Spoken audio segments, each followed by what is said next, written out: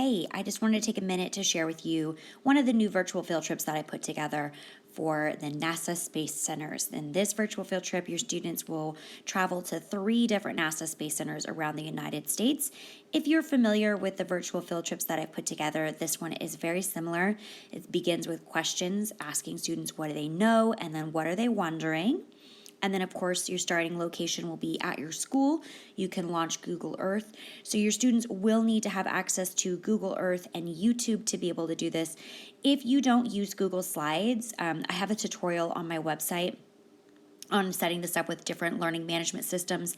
And if you don't use YouTube or your YouTube is blocked, I do have some workarounds for that as well. All of the links in here are editable, so you can edit the link if you need to do a workaround and maybe use a safer version so that you can cut out ads. So that's one way you can do that. But by looking at this, you get to travel to the NASA headquarters, learn about Mary W. Jackson, if you're familiar with the movie Hidden Figures. In 2019, the NASA headquarters was renamed in honor of Mary W. Jackson, who was the first Black woman engineer. And then there's also Hidden Figures Way, which is in honor of the first Black women mathematicians. If you're familiar with that film, or your students are familiar with that film, it just talks a little bit about the life and legacy of Mary W. Jackson. So there are 3 different NASA centers that we'll go to today, including the Langley Research Center in Virginia. And so you can go there. You'll also learn about the Apollo lunar module, and the landing on the moon. And of course, there's some little videos. Let me just share with you.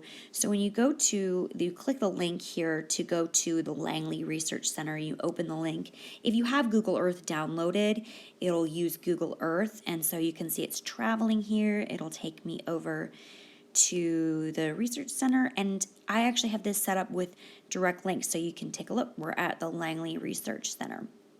So I'll go back to slides, and then I'm going to share with you when we go to the Apollo lunar module. This actually has some links from the Smithsonian National Air and Space Museum in Washington, D.C.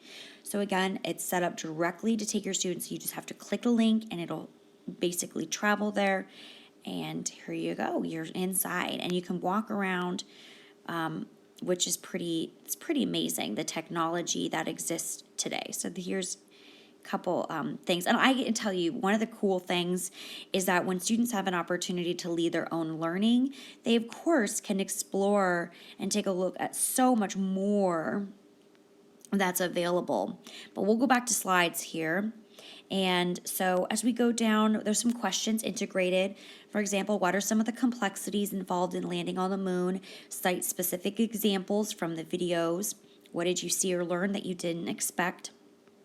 And then this goes to the Johnson Space Center, and there's some videos.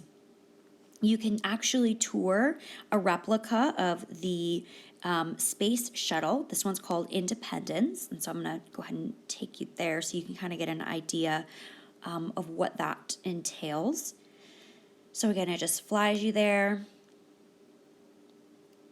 And then everything is set up with those direct links. So this is pretty incredible. Here we go. So we can look around. I mean, if you want to get an idea of what it was like to be inside a space shuttle, look at that. Can you even imagine learning? I mean, this is just overwhelming to me when I look at this. Learning to drive a car was complicated enough for me.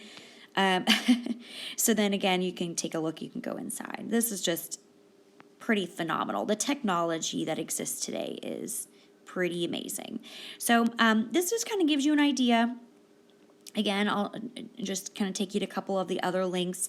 And just one of the great things with technology is just providing that time for students to lead their own learning, to take a look, to explore, to recognize and see things up close. This is so much more than just a textbook or even one photo or image. Just really gives you an idea of what it is that you're learning about. So it wouldn't be complete if we didn't talk about this Kennedy Space Center, the launch platform, as well as a landing facility.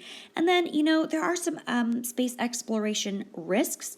This video here that I have included is really insightful. It is, there's some questions here to go with it. It's actually some of the risks and benefits of space flight from the perspective of a retired astronaut, Chris Hadfield.